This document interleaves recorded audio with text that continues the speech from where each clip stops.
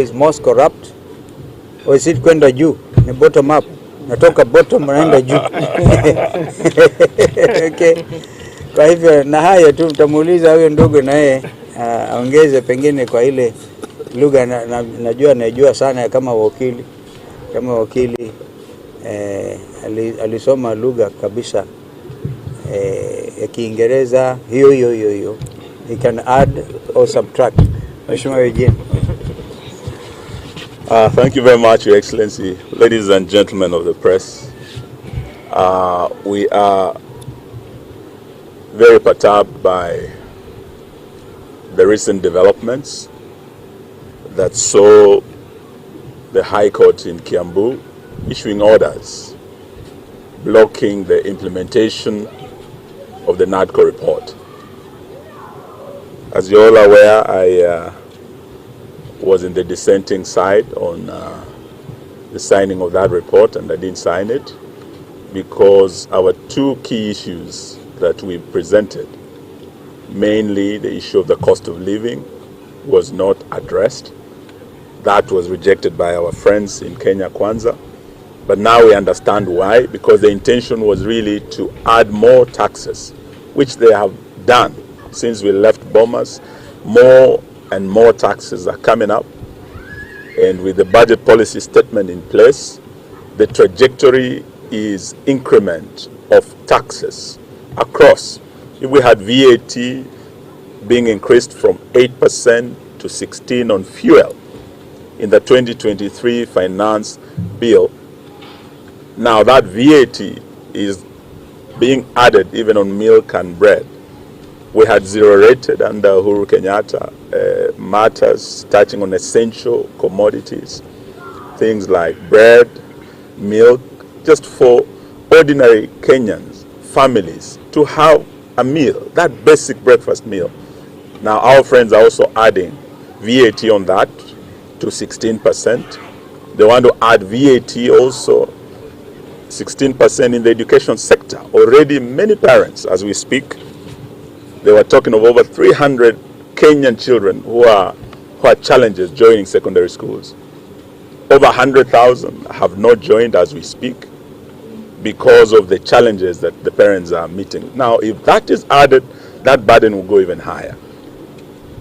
The most worrying issue was the second issue that we raised at Bomas as Azimio, and this is one of the issues that sent Kenyans on the streets, and that is the issue of electoral justice, the issue of reconstituting IEBC, the issue of doing an audit of the last general elections that was a product of a divided commission.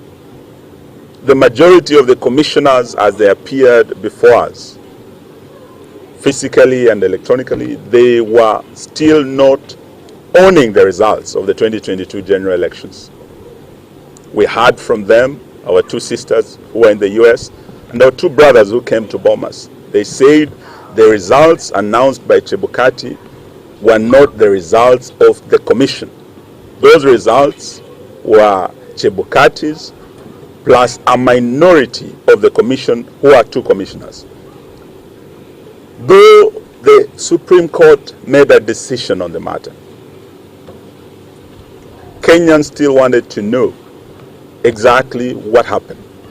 And that is why it was agreed by both sides that there should be an audit of that election, not to reverse the decision of the Supreme Court, but to ensure that future elections avoid the pitfalls of the past election, to ensure that the next elections of 2027, 10th August, that my brother Kalonzo wants to run as president, I want to run as president, there are others who want to run as president. Those elections will be credible, they will be verifiable. Those concerns that have been raised need to be addressed, and an audit will be able to reveal those pitfalls so that before 2027 we have in place remedial measures to address the concerns of Kenyans. That is what was agreed. And I do recall when we went to Kitui, we went to mourn our friend's brother-in-law in Kitui. We were very clear then that for my colleagues, and I really respect the decision they made, who said that though Kenya Kwanza refused the issue of cost of living and want to add taxes, we'll deal with that issue later. It's the next phase of our struggle, as my brother has said, that will actually lead Kenyans back to the streets. But for the sake of the next general election, the sake of reconstituting IEBC, for the sake of ensuring that the issue of delineation of boundaries, that is time-bound in our constitution, is addressed, let us not throw out the baby with the bathwater. In Kitui, I recited a poem by Jonathan Kariara, "For grass will grow." And this parent did say to God that, God, if you're going to take away my only child, then give me strength to dig his grave, for grass will grow.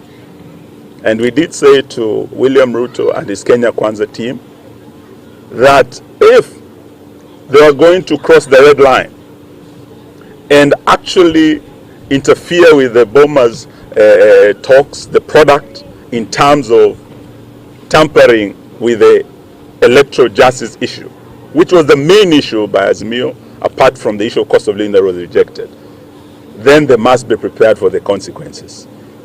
And we said, let the good Lord give us strength, for grass will grow. Now, what has happened, we want to state here from the coast, that Dr. Stephen Kalonzo Musyoka and I have been in government.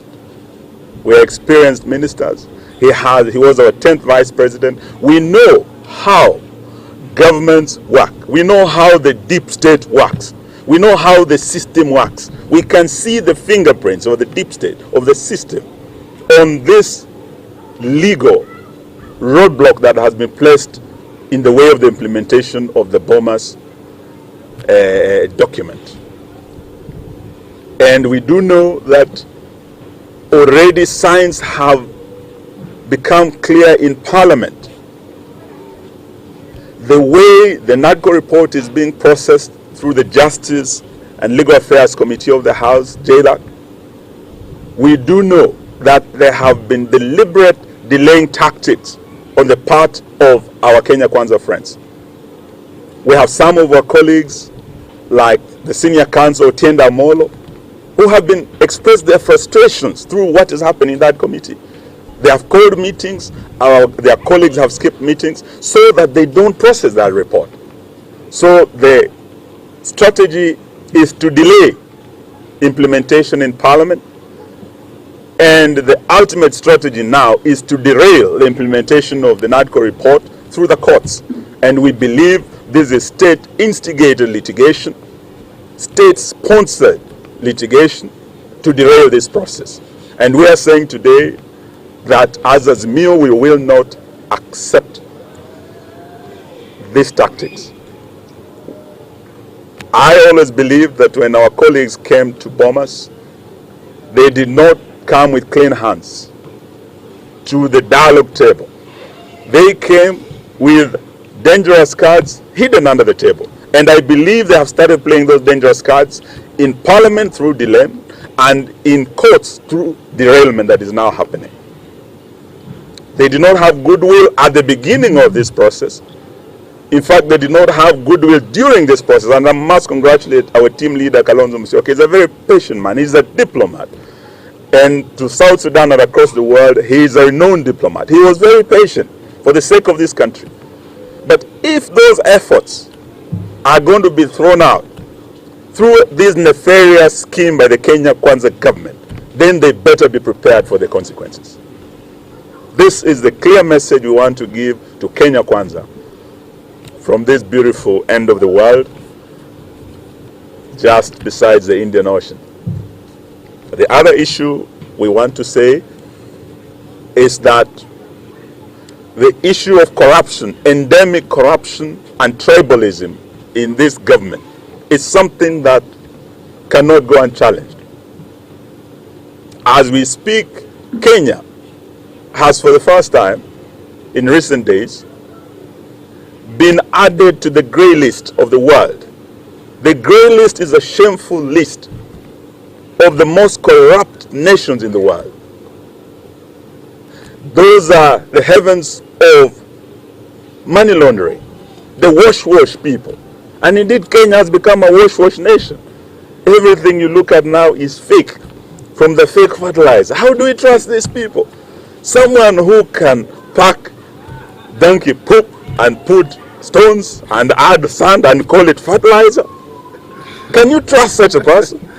Can we trust these people who are calling themselves Kenya Kwanza? For us, we believe the rate at which we are going, this is Kenya Kwisha. Our country is going to the dogs. And we must call out Bwana Ruto, who has become like a Alibaba and his gang of 40 thieves, because they're stealing day and night from Kenyans.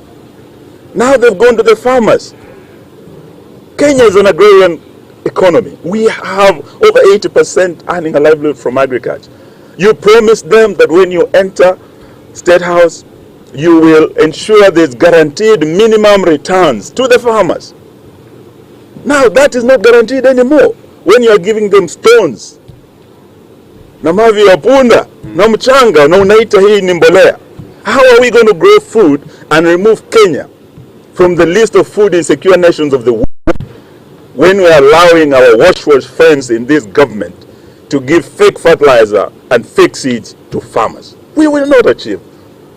So these are some of the issues we want to say as we speak. From the reports given, it is shown that the Kenya Kwanza government has entrenched corruption, and the most corrupt ministries are known.